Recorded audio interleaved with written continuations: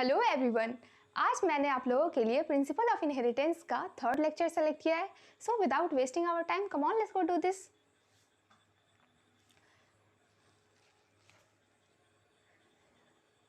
Topic number 5.1 आपसे ये बोलना चाहता है, during Mendel's investigation into inheritance pattern it was for the first time that statistical analysis and mathematical logic were applied to problem in biology.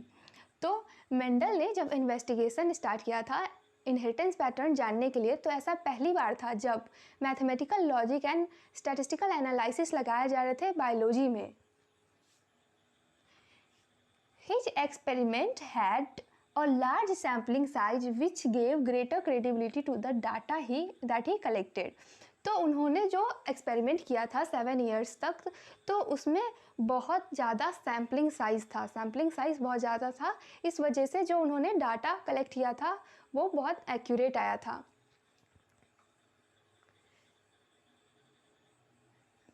Also the confirmation of his inferences from experiment on successive generation of his test plant proved that his result pointed to general rules of inheritance।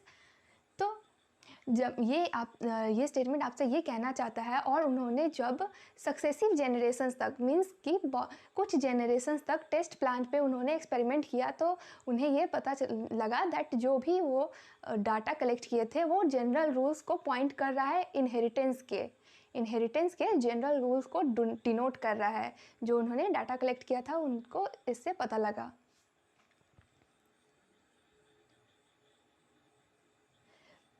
Resulted to pointed to general rules of inheritance rather than being unsubstantiated ideas, और वो कोई useless ideas नहीं थे।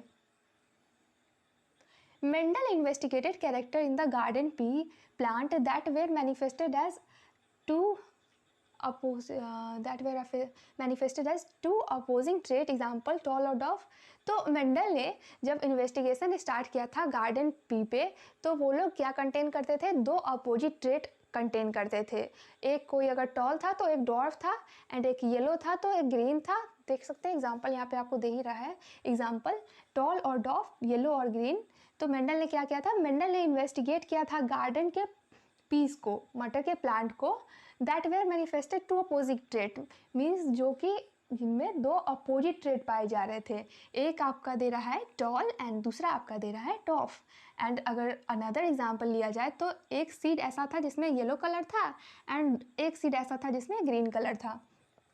This allowed him to set up a basic framework of rules governing inheritance.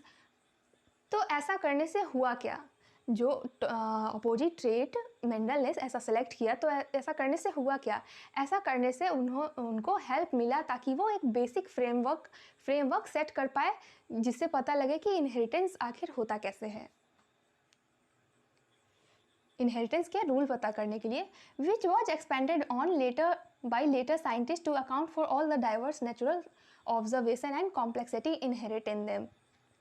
जो कि बाद में letter जब साइंटिस्ट ने एक्सपेरिमेंट किया तो उसे एक्सपैंड किया, तो उन्हें पता लगा कि इतने सारे जो नेचुरल फिनोमेना में आपको इनहेरिटेंस देखने को मिल रहे हैं वो इसी के वजह से है।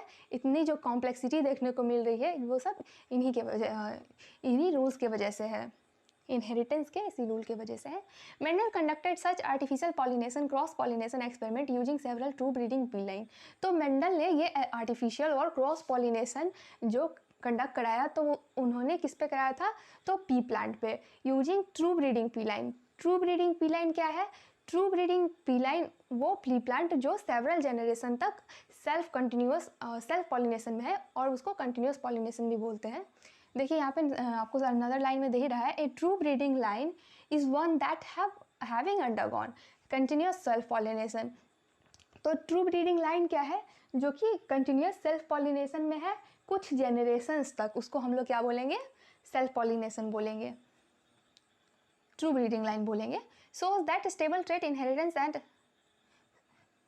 For several generation. तो ऐसा ट्रू ब्रीडिंग लाइन का क्या कैरेक्टर क्या है, तो ट्रू ब्रीडिंग लाइन का ये कैरेक्टर है कि वो कुछ जनरेशन तक स्टेबल कैरेक्टर ही शो करता है, कुछ जनरेशन तक नहीं, जब तक उसे कराया जाए सेल्फ पॉलिनेशन तब तक वो अपना स्टेबल कैरेक्टर ही शो करता है। जस्ट लाइक अगर वो टॉल है तो अनदर फेज में भी अनदर जनरेशन में भी वो टॉल ही आएगा, थर्ड जनरेशन हो, फोर्थ हो, कोई भी जनरेशन हो, वो टॉल ही आएगा, क्योंकि वो ट्रू ब्रीडिंग लाइन है। क्यों? क्योंकि वो बार बार खुद ही पॉलिनेशन हो रहा है, उसमें सेल्फ पॉलिनेशन हो रहा है, क्रॉस पॉलिनेशन नहीं हो रहा है।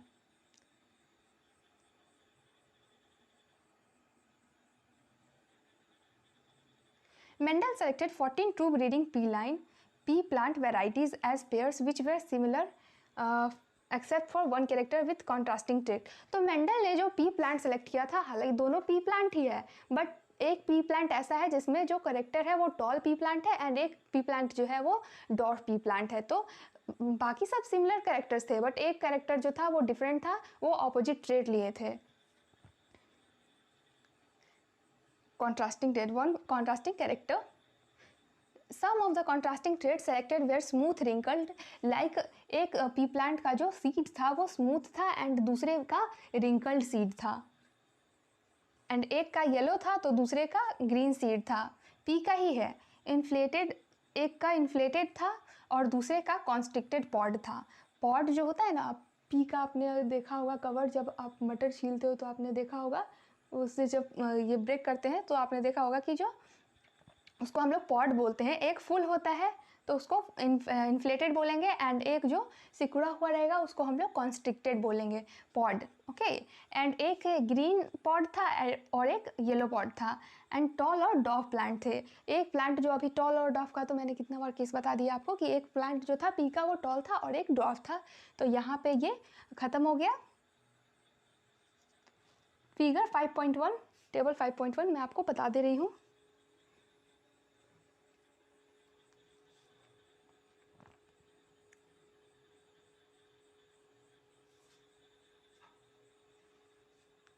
देखिए आपको फिगर दे रहा होगा 5.1, इसमें आप देखिए कैरेक्टर, एक डोमिनेंट कैरेक्टर है राउंड, एक रिसेसिव कैरेक्टर है रिंकल्ड। ये डोमिनेंट रिसेसिव आगे आपको पढ़ना है, आगे मैं आपको अच्छे से एक्सप्लेन करूंगी। अभी आप देखो कि एक आपको राउंड सीड दिख रहा होगा, एक रिंकल्ड सीड दिख रहा होगा, तो ये सीड का शेप है, एंड इससे क्वेश्चन पूछे गए थे, इसलिए मैं आपको ये स्पेशली बता रही हूँ। सीड का कलर आपको येलो दिख रहा होगा, ग्रीन दिख रहा होगा, फ्लावर का कलर आपको वॉयलेट और वाइट दिख रहा होगा, पॉड का शेप आपको फुल दिख रहा होगा, कॉन्स्ट्रिक्टेड दिख रहा होगा एक जगह, एंड एक जगह आपको पॉड का कलर जो है ग्रीन और येलो है। फ्लावर का पोजीशन एक एक्सियल होगा और एक टर्मिनल होगा, एंड स्टेम हाइट आपको दिख रहा होगा, एक टॉल है एंड एक डॉर्फ है। तो चलिए यहाँ पे आपने फिगर देख लिया, एंड अब क्वेश्चन सॉल्व करने की बारी है। यहाँ तक मैंने आपको कर दिया है।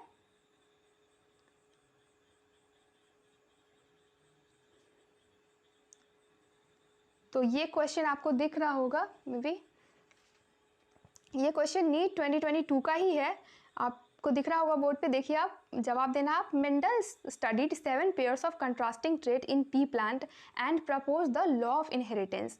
तो मैंने अभी जो फिगर के थ्रू आपको 7 कैरेक्टर्स दिखाया था वो 7 पेयर्स ही थे जिसमें कॉन्ट्रास्टिंग ट्रेट था। आपको मैंने अभी बताया जस्ट कि इसमें आपका ये कलर है, वो कलर है, एंड पॉड फुल है, कॉन्स्ट्रिक्टेड है। तो ये जो स्टेटमेंट है आपका first number statement absolutely correct है, क्योंकि मेंडल ने 7 पेयर्स ऑफ कॉन्ट्रास्टिंग ट्रेट पढ़ा था and propose the law of inheritance, and तब उन्होंने लॉ ऑफ इनहेरिटेंस प्रपोज किया था। सेकेंड में आपको दे रहा है 7 characters examined by Mendel in his experiment on pea plant were seed shape. आप देखो जो मैंने फिगर में बताया था आपको दिखा होगा, आपको शीड शेप पहले आया था, शीड कलर आपको याद होगा वो भी आया था, फ्लावर कलर आया था, पॉड शेप आया था, पॉड का कलर भी आया था, फ्लावर का पोजीशन एक्सियल टर्मिनल वाला आया था, एंड स्टेम का हाइट आया था, टॉल और डॉर्फ। तो ये दोनों ही स्टेटमेंट करेक्ट है।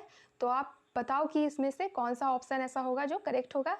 फर्स्ट में देखिए both statement first and statement second are correct incorrect. Pause करके आप सॉल्व कर लो, उसके बाद आप मुझे आंसर देना।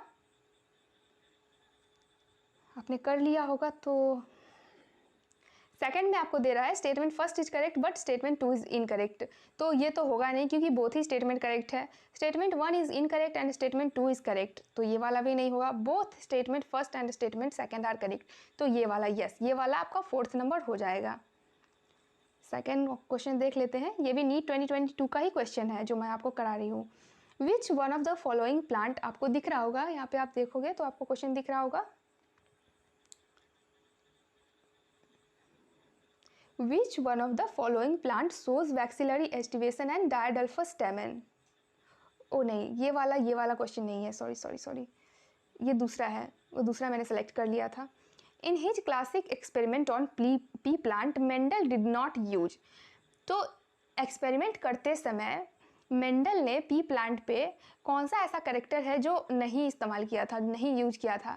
तो अभी आपको मैंने जो फिगर्स बताया था उसमें शीट कलर आ रहा था, शीट शेप आ रहा था, फ्लावर पोजीशन आ रहा था एंड पॉड लेंथ आपको दे रखा है। तो पॉड लेंथ का कोई यहाँ पे नहीं था, पॉड आपका इन्फ्लेटेड और कॉन्स्ट्रिक्टेड था एंड पॉड का कलर दिया था येलो और ग्रीन, बट पॉड का लेंथ नहीं दिया हुआ था। तो बी वाला आपका करेक्ट ऑप्शन होगा। ये CBSE AIPMT 2015 का क्वेश्चन है, नीट का है। पहले AIPMT होता था, अब नीट का कर दिया है। Among the following characters, third number question आपको स्क्रीन पे दिख रहा होगा, देखिए ध्यान से। Among the following characters, which one was not considered by Mendel in his experiment on pea plant? Pea, तो इसमें से आपसे पूछ रहा है कि कौन सा ऐसा कैरेक्टर है जो मेंडल ने नहीं लिया था। ये भी सेम ही है, हल्का डिफरेंस है। देखिए, स्टेम हाइट लिया था, टॉल और डॉफ, ये आपका होगा नहीं। आप सॉल्व कर लिया करो पॉज करके, मैं तो आपको बता ही दूंगी आंसर, बट आप सॉल्व कर लिया करो। देखो बी में आपको दे रहा है ट्राइकॉम्स ग्लैंडुलर एंड नॉन ग्लैंडुलर, तो ये वाला आपका करेक्ट ऑप्शन होगा, क्योंकि उन्होंने जो ट्राइकॉम्स के बारे में कुछ नहीं बताया है कि ग्लैंडुलर और नॉन ग्लैंडुलर दे रहा है यहाँ पे, ऐसा कुछ नहीं था। सीड का कलर येलो और ग्रीन दिया था, पॉड का इन्फ्लेटेड और कॉन्स्ट्रिक्टेड दिया था, तो यहाँ पे आपका करेक्ट ऑप्शन बी हो जाएगा। यहाँ पे ये क्वेश्चन सॉल्व हो गए। मिलते हैं अगले लेक्चर में, तब तक के लिए बाय, थैंक यू।